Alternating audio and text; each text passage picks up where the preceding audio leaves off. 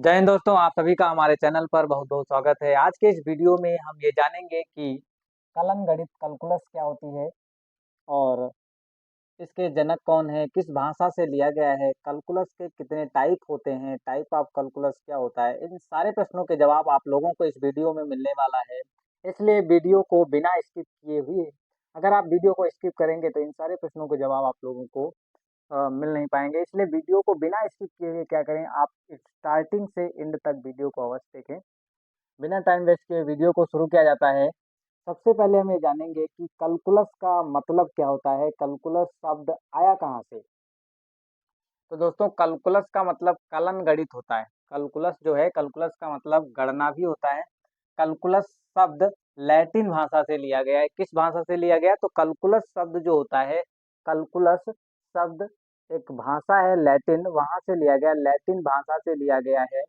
जिस प्रकार से इंडिया में क्या है, किसी शब्द के सिनोनिम्स होते हैं, सेम उसी प्रकार से लैटिन भाषा में स्मॉल पेबल, छोटे छोटे कंकड़ों को काउंट करने के लिए, छोटे छोटे कंकड़ों के, वहाँ के जो लोग थे छोटे छोटे कंकड़ों को काउंट करने के जगह पर इस कैलकुलस शब्द का प्रयोग कर रहे थे। स्मॉल पेबल्स मतलब छोटे छोटे कंकड़ों को काउंट करने में इस सिनोनिम्स अर्थात कैलकुलस शब्द का प्रयोग कर रहे थे। और ये शब्द इसीलिए वहां से गणना करने में, छोटे छोटे कंकड़ों को गिनने में, गणना करने में यूज किया जा रहा था। इसलिए इसका शब्द लिया, यहाँ से इस शब्द को लिया गया कैलकुलस। और कैलकुलस का कहीं कहीं पे जिक्र गणना करने में किया जाता है। और कैलकुलस का सीधा मतलब परिवर्तन होता है। क्या होता है? कैलकुलस का सीधा मतलब होता है परिवर्तन। और ये कलन गणित इसको हिंदी में कहा जाता है। अगर ये बात किया जाए कि कैलकुलस के जनक कौन है, तो कैलकुलस के जो जनक हैं उनके बारे में बहुत कुछ, ये जो वैज्ञानिक हैं कैलकुलस के जो जनक माने जाते हैं, ये सर्वव्यापी वैज्ञानिक, इनको वैज्ञानिक भी कहा जाता है। सर्वव्यापी व्यक्ति हैं, अर्थात कई सारे सब्जेक्ट में इन्होंने अपने नियम दिए, सिद्धांत और रूल्स बनाए हैं। इनका नाम जो है सम्मान के साथ लेने वाला है, जिनका नाम सभी व्यक्ति, अधिकतर जितने भी वैज्ञानिक या फिर राइटर्स होते हैं वो भी सम्मान के साथ इनका नाम लेते हैं। इसलिए इनके नाम के आगे एक शब्द जोड़ना बहुत ज़्यादा जरूरी हो जाता है, सर आइजक न्यूटन। इनका नाम क्या है? Sir Isaac Newton. Sir Isaac Newton ने कैलकुलस गणित को बनाया। उनके साथ साथ लेबनीज भी थे। ये दो लोग इतने ज़्यादा, ये दोनों भाई जो थे, दोनों मतलब दोनों लोग मिल करके, सर आइजक न्यूटन और लेबनीज, दोनों लोगों ने, ये अलग अलग जगह पर थे, ये नहीं कि एक ही जगह पे थे। ये कहीं दूसरी जगह के रहने वाले हैं, ये कहीं दूसरी जगह के रहने वाले हैं। मतलब ये दो लोग मिल करके कैलकुलस गणित का निर्माण किया, सर आइजक न्यूटन और लेबनीज। सर आइजक न्यूटन और लेबनीज। सर आइजक न्यूटन को कैलकुलस गणित बनाने की जरूरत क्यों पड़ गई? इसका खास वजह मतलब हमारे अनुसार ये हो सकता है कि अगर किसी चीज के परिवर्तन को निकालने के लिए इन्होंने कुछ ऐसा देखा होगा, जैसे दो बाइकर्स हैं और दो बाइक चलाने वाले व्यक्ति हैं, उसमें से एक बाइक चलाने वाला व्यक्ति, दोनों की बाइकें सेम हो और दोनों अच्छे चालक भी हों, और अब जब इनसे कहा जाए बाइक रेस में चलाने के लिए, तो एक बाइक वाला दूसरे बाइक को क्रॉस कर देता है। ऐसा उन्होंने जब देखा होगा तो उनको लगा होगा कि ऐसा क्या हुआ कि उसके एक बाइक वाला दूसरे बाइक को क्रॉस करके आगे निकल गया। तो इस चीज़ की गणना करने के लिए उन्होंने दिमाग लगाना शुरू किया, तो उन्होंने पाया कि जब वेलोसिटी में परिवर्तन देखा जाता है समय के साथ, जो बाइक होगी वो किसी ना किसी स्पीड से चल रही होगी, तो कहने का मतलब समय के साथ में जो अगला कोई दो बंदे हैं, वहाँ पे दो बंदे हैं, दो बंदे में से एक बंदा जो है आगे निकल गया और एक पीछे रह गया, तो उसका मतलब है कि वेलोसिटी में वेग के साथ के समय के साथ क्या हुआ? परिवर्तन हुआ। और वो परिवर्तन कहलाया क्या? त्वरण। क्या कहलाया? त्वरण कहलाया। डी अपॉन डी टी बराबर क्या होता है? फिजिक्स में इसका यूज किया जाता है, परिवर्तन। तो हो सकता हो शायद न्यूटन ने इन चीज़ों की खोज इस प्रकार किया हो, और लेबनीज भी कुछ ऐसे ही कर रहे थे। फिर यहाँ पे एक चीज़ और है कि कैलकुलस गणित के टाइप कितने होते हैं। तो कैलकुलस गणित के अगर टाइप की बात की जाए तो कैलकुलस गणित जो होती है वो टू टाइप्स होती है। पहली होती है अवकलन गणित और दूसरी समाकलन गणित। अवकलन गणित जो होती है उसको अंग्रेजी में डिफरेंशियल कैलकुलस कहा जाता है, अंग्रेजी में इसको डिफरेंशियल कैलकुलस कहा जाता है। और समाकलन गणित को अंग्रेजी में इंटीग्रल कैलकुलस कहा जाता है। तो ये चीज़ भी आप लोगों को समझ में आई होगी। और एक चीज इसमें ये जानने वाली बहुत अच्छी चीज है कि कैलकुलस कलन गणित की मूलभूत प्रमेय क्या है, जिसकी खोज किया था सर आइजक न्यूटन और लेबनिज।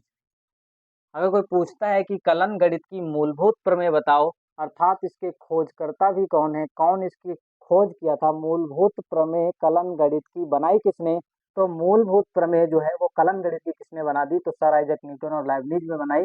और है क्या, ये भी बताना है कि ये है क्या चीज। तो इन्होंने बताया है कि सर आइजक न्यूटन और लेबनिज का कहना है, इनके अनुसार ये परिभाषा लिखी गई है कि समाकलन और, डबल लिखा हुआ है यहाँ पे, समाकलन और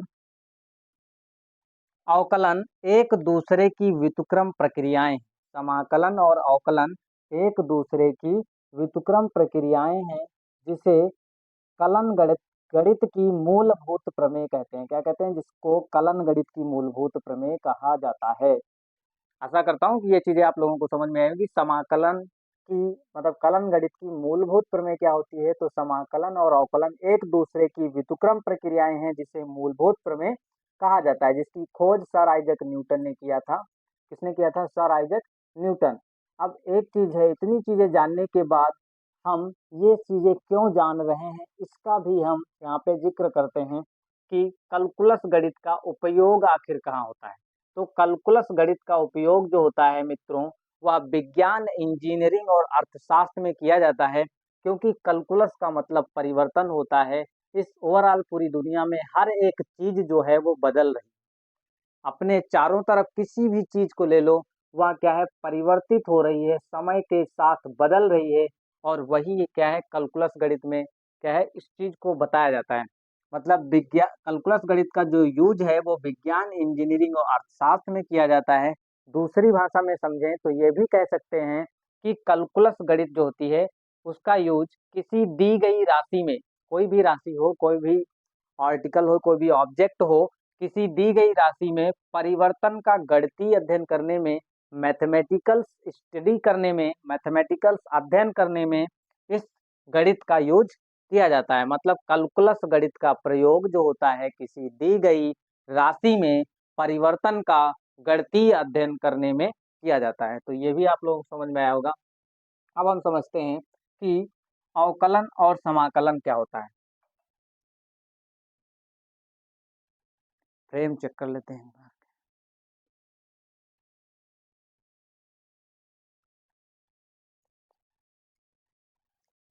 अब इसके आगे हम समझते हैं कि अवकलन और समाकलन क्या होता है।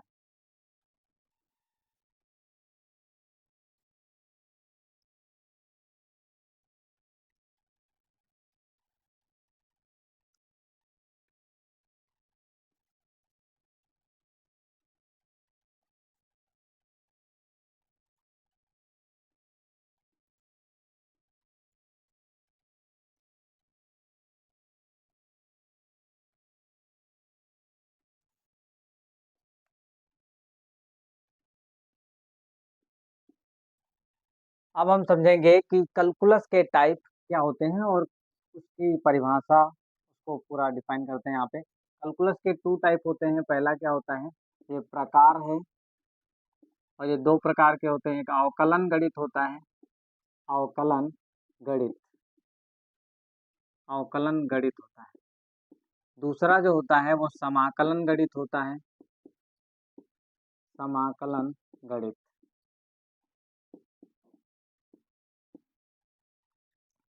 अवकलन गणित की जो परिभाषा है, अवकलन कहते किसे हैं, इस चीज को समझते हैं। अवकलन गणित क्या है, अवकलन कहते किसे हैं। तो अवकलन दोस्तों उसे कहा जाता है किसी दिए गए फलन से अवकल गुणांक अथवा अवकलज को प्राप्त करने की प्रक्रिया जो होती है वो है अवकलन।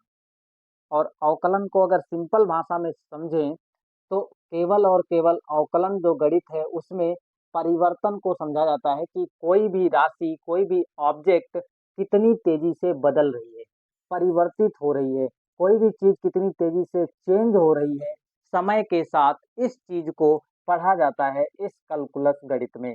जैसे मैं एग्जांपल देता हूँ कि अगर हमको वेग चाहिए, तो क्योंकि कैलकुलस गणित विज्ञान में यूज होती है, हर एक बच्चा जो फर्स्ट ईयर हाई स्कूल किया होगा वो क्या है, वेग को पढ़ा होगा। तो वेग जो होता है वो ds/dt होता है।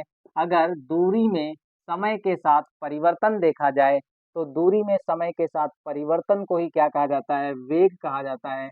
अगर कैलकुलस गणित नहीं होती तो इस वेग को डिफाइन करना मुश्किल होता। क्या होता है, इस कैलकुलस गणित अगर नहीं होती, मतलब ये गणित अगर नहीं आती, तो इस वेग को डिफाइन करना मुश्किल होता। अगला एग्जाम्पल हम अगर ये कहें कि त्वरण बता दो क्या होता है, तो त्वरण भी क्या होता है, dv/dt। कहने का मतलब है समय के साथ वेग में परिवर्तन। d/dt जो होता है इस ये बताता है कि वेग में समय के साथ परिवर्तन कितना हो रहा है। एक्सेलरेशन, ए को बोलते हैं एक्सेलरेशन, इसको बोला जाता है त्वरण। क्या बोला जाता है, त्वरण। तो त्वरण शब्द जो है वो एक्सीलीटर से लिया गया है। जो मोटरसाइकिल में होता है एक्सीलीटर खींचना, मतलब एक्सेलरेट करना, किसी वेग को बढ़ाना। एक्सेलरेट मतलब समय के साथ में वेलोसिटी में कितना परिवर्तन हो रहा है, इसी को कहा जाता है एक्सेलरेट। और ये सारी चीजें कहाँ से आ रही हैं, अवकलन से। अवकलन का सीधा सा मतलब होता है बिल्कुल सिंपल, बिल्कुल देसी भाषा में, किसी ऑब्जेक्ट में परिवर्तन समय के साथ कितना हो रहा है, वो है अवकलन। कोई चीज कितनी तेजी से बदल रही है, ये क्या है, अवकलन के अंतर्गत अवकलन के बारे में समझाता है।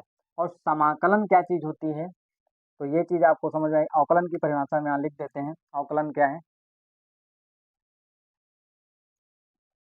अवकलन, अवकलन में लिखोगे किसी दिए गए फलन से अवकल गुणांक,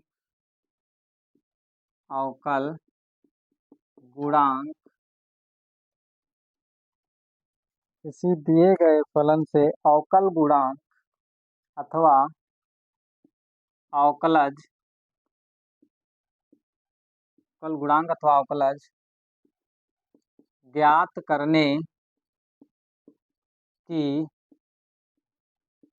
प्रक्रिया को अवकल गुणांक अवकलन कहते हैं। ज्ञात करने की प्रक्रिया को अवकलन कहते हैं। मतलब ये है किसी दिए गए फलन, किसी दिए गए फलन मतलब फलन जो हो सकता है वो पॉलिनोमियल भी हो सकता है, बहुपदीय भी हो सकता है, या फिर ट्रिग्नोमेट्रिकल हो सकता है, मतलब त्रिकोणमिति हो सकता है, इनवर्स ट्रिग्नोमेट्रिक फंक्शन हो सकता है, इनवर्स ट्रिग्नोमेट्रिक फंक्शन, प्रतिलोम त्रिकोणमितीय फलन भी हो सकता है। जैसे कि यहाँ पे जो फलन की बात की गई है, फंक्शन की बात की गई है, कह रहे हैं परिभाषा ये कहती है किसी दिए गए फलन से अवकल गुणांक अथवा अवकलज प्राप्त करना या ज्ञात करने की जो प्रक्रिया होती है वो है अवकलन। अवकलन एक प्रकार की प्रोसेस है, प्रक्रिया है, तरीका है, मेथड है। अवकलन और कुछ नहीं है, अवकलन एक प्रकार की प्रोसेस है। क्या चीज, अवकल गुणांक अथवा अवकलज को प्राप्त करने की, अवकल गुणांक और अवकलज को प्राप्त करने की जो प्रोसेस है, तरीका है, वो है अवकलन। अवकलन एक प्रक्रिया है। क्या है, अवकलन एक एक प्रकार की प्रक्रिया है। एक एग्जाम्पल समझते हैं यहाँ पे। जैसे मैं मानते हैं कि माना फलन जो है, फलन को फंक्शन होता है एफ से लिखते हैं। तो यहाँ पे फलन मान लेते हैं, फलन जो है वो एफ एक्स है, और एफ एक्स है क्या, x² + 2x है। एफ एक्स क्या है, x² + 2x है। अब ये जो फलन है वो क्या है, इस फलन का हमको क्या प्राप्त करना है, अवकल गुणांक प्राप्त करना है। इस फलन का हमको अवकल गुणांक प्राप्त करना है। तो हम इस वाले फलन के आगे केवल केवल क्या लगा देंगे, फलन जो है वो x में है, वेरिएबल कौन सा है, x में है। तो इस फलन के आगे हमको d/dx लगाना है, इंटू एफ एक्स लिखना है, और फिर इसके आगे भी d/dx लगाना है, और फिर x² लिखना है। फिर इस 2x के आगे d/dx लगा दो और यहाँ पे 2x लिख लो। अब एक चीज देखो, एक फार्मूला होता है, इस चीज को समझो। d/dx, x की पावर अगर n कहीं लिखा होता है तो d/dx बताता है, मित्रों इधर समझो ध्यान से, d/dx, एक मिनट फ्रेंड चेक कर लेते हैं।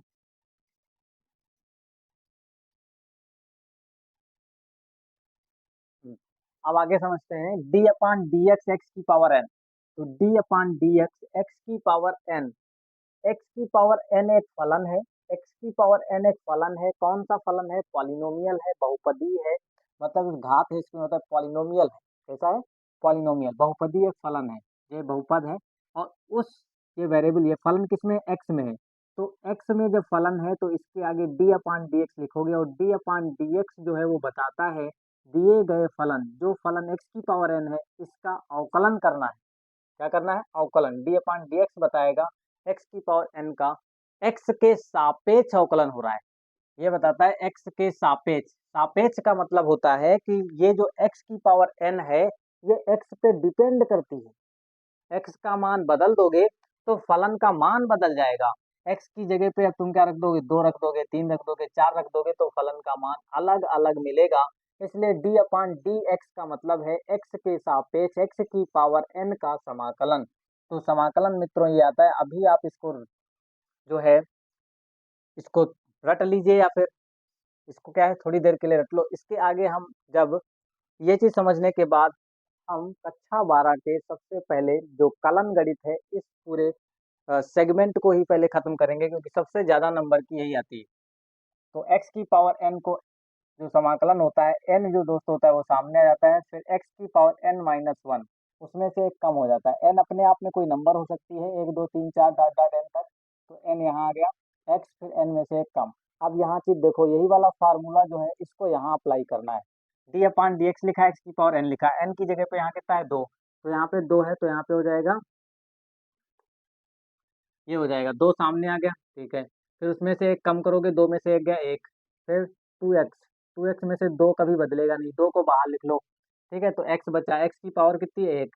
अब क्या है? 1 को सामने लो, 1 में से एक कम कर दो, तो 0, किसी की पावर 0 होती है उसका मान 1 होता है, तो गुणे में आएगा 1, मान निकल के आ गया 2x प्लस 2, ठीक है। तो ये जो प्राप्त हुआ है, ये जो हमको मिला है, मतलब यहाँ से यहाँ तक के जो मैंने प्रोसेस किया है, और ये जो लास्ट में हमारा निकल के आया है, इस चीज को बोलते हैं अवकल गुणांक। ये क्या है? अपने आप में अवकल गुणांक है। और ये जो है वो क्या है? ये जो यहाँ से यहाँ तक किए हैं, ये प्रोसेस जो है ये क्या है? अवकलन है। ये क्या है? अवकलन है। तो इस चीज को समझो, एक एग्जाम्पल में और देते हैं यहाँ पे,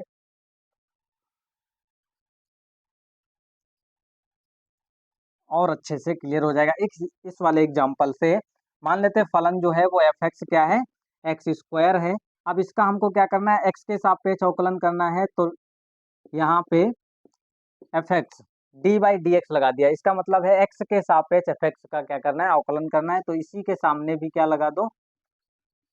लगा दो डी बाई डी एक्स।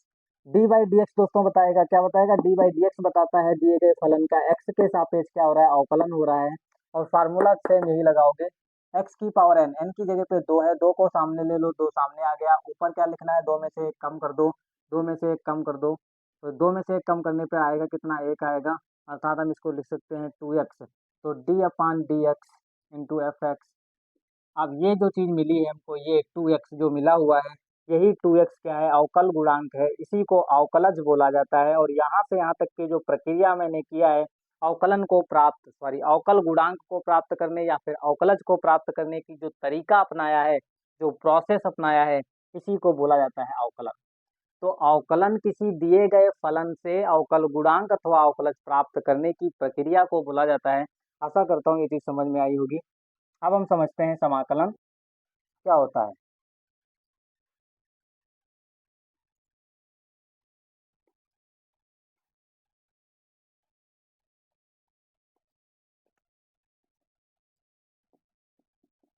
समाकलन,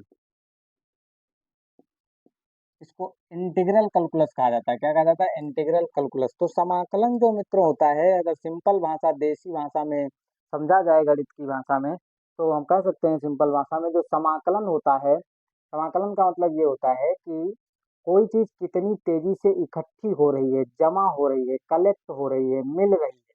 कोई चीज कितनी तेजी से इकट्ठी हो रही है, अर्थात जमा हो रही है। और कोई चीज, कोई भी ऑब्जेक्ट या कोई भी राशि जो है वो कितनी तेजी से जुड़ रही है, मिल रही है, उसको बोलते हैं समाकलन।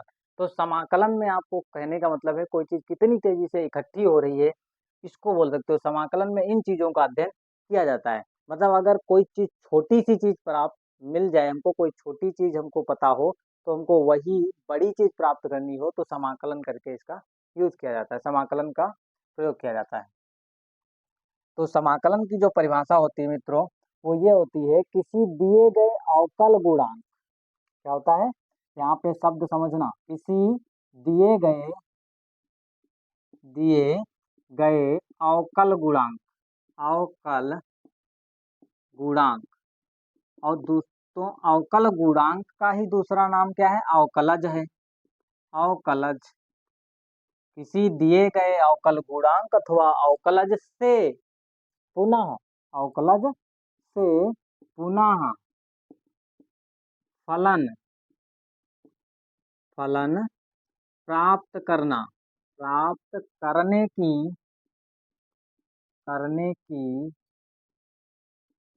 प्रक्रिया को, प्राप्त करने की प्रक्रिया को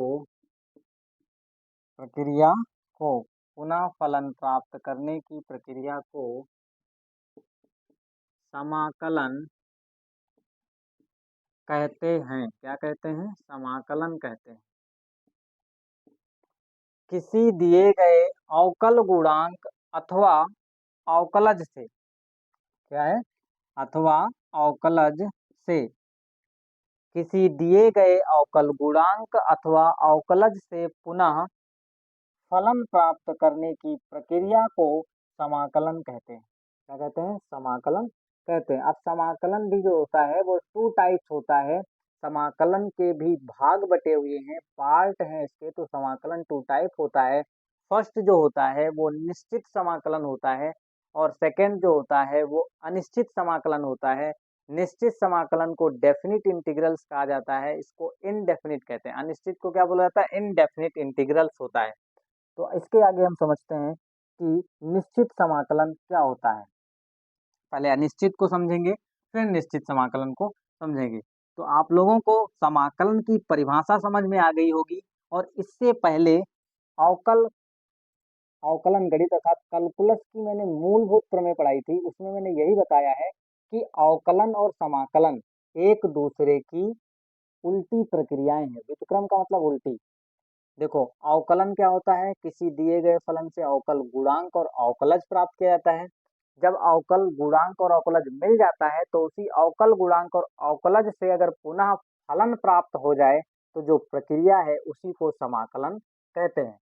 अब हम समझते हैं समाकलन के टाइप, जो निश्चित समाकलन और अनिश्चित समाकलन है वो क्या होता है।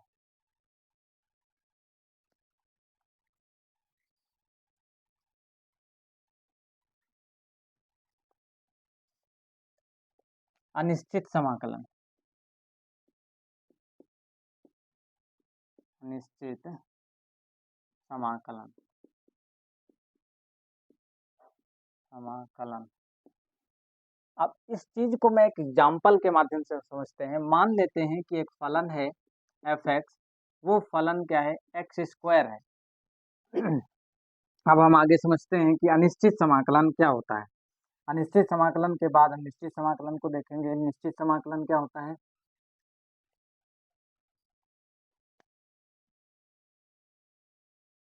अनिश्चित समाकलन, अनिश्चित समाकलन को हम एग्जाम्पल के माध्यम से समझते हैं।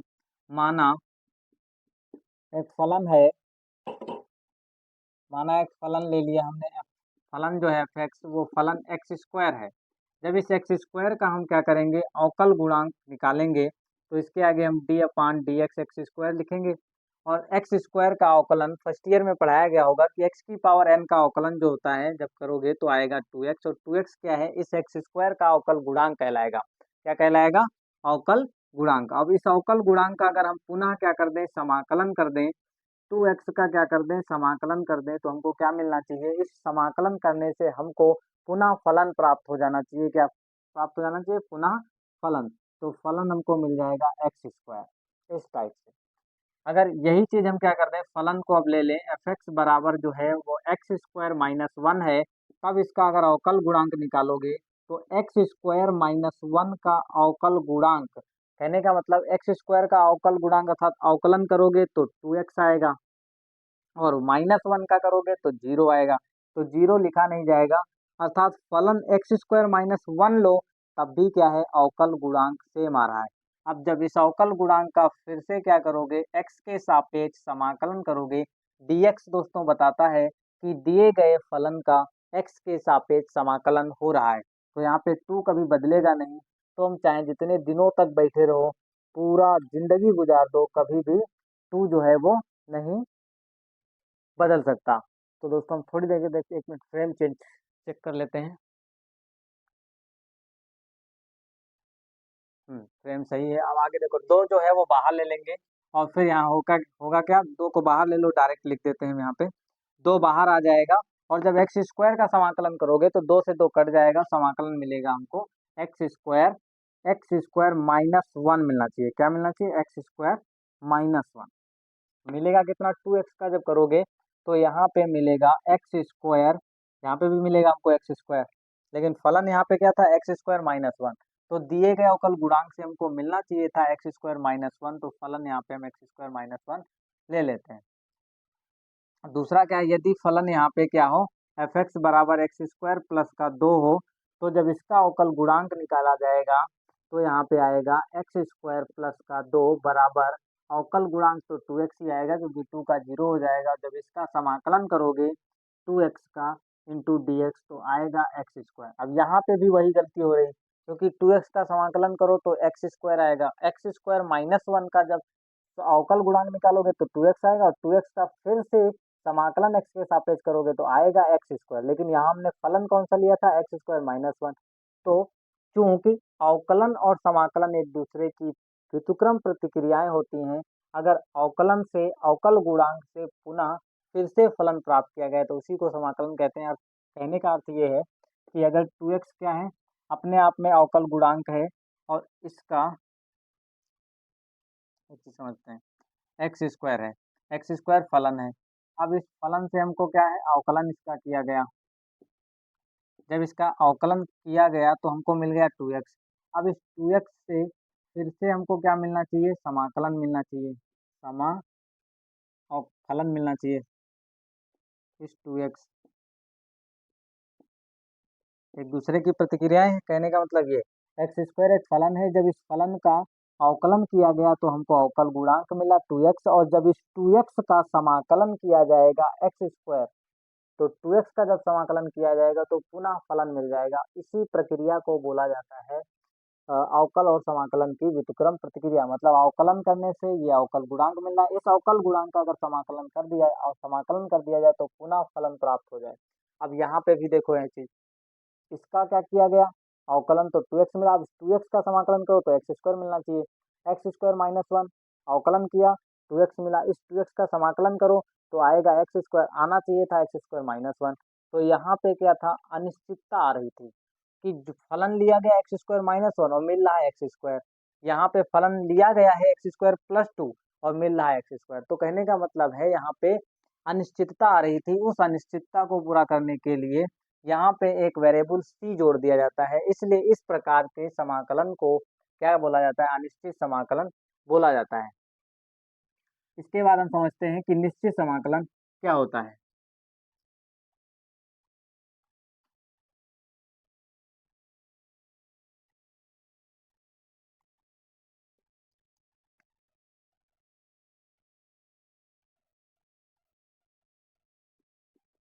निश्चित समाकलन, निश्चित समाकलन, निश्चित समाकलन में दोस्तों केवल केवल क्या होता है, निश्चित समाकलन में जो c है, जो बार बार अनिश्चितता आ रही थी, जब इसका मान निश्चित हो जाता है तो इस प्रकार के समाकलन को निश्चित समाकलन कहते हैं। और निश्चित समाकलन का उपयोग जो होता है, प्रयोग जो होता है, वो वक्राकार क्षेत्रों के क्षेत्रफल को ज्ञात करने में किया जाता है। जैसे आप कहूँ कि वृत्त का क्षेत्रफल बताओ तो बता दोगे, आयत का बताओ बता दोगे, वर्ग का बताओ वो भी बता दोगे, वर्ग का बताओ वर्ग का भी बता दोगे, घन का बताओ घन का भी बन जाएगा, घनाभ का बताओ वो भी घन घनाभ आयत, इन सारी चीजों का अगर क्षेत्रफल पूछा जाए तो बता दोगे। लेकिन अगर इस टेढ़ी सी लाइन का अगर तुमसे पूछा जाए कि इसका क्षेत्रफल बताओ, इसका क्षेत्रफल कितना होगा, इस चीज़ का तो कैसे बताओगे? इस चीज़ का क्षेत्रफल कैसे बताओगे? तो इस चीज़ का क्षेत्रफल बताने के लिए निश्चित समाकलन का क्या होता है, प्रयोग किया जाता है। इस प्रकार से इसका यूज़ होता है। इस प्रकार के निश्चित समाकलन में आपको वक्राकार क्षेत्रों के क्षेत्रफल को ज्ञात करने के लिए निश्चित समाकलन का प्रयोग किया जाता है।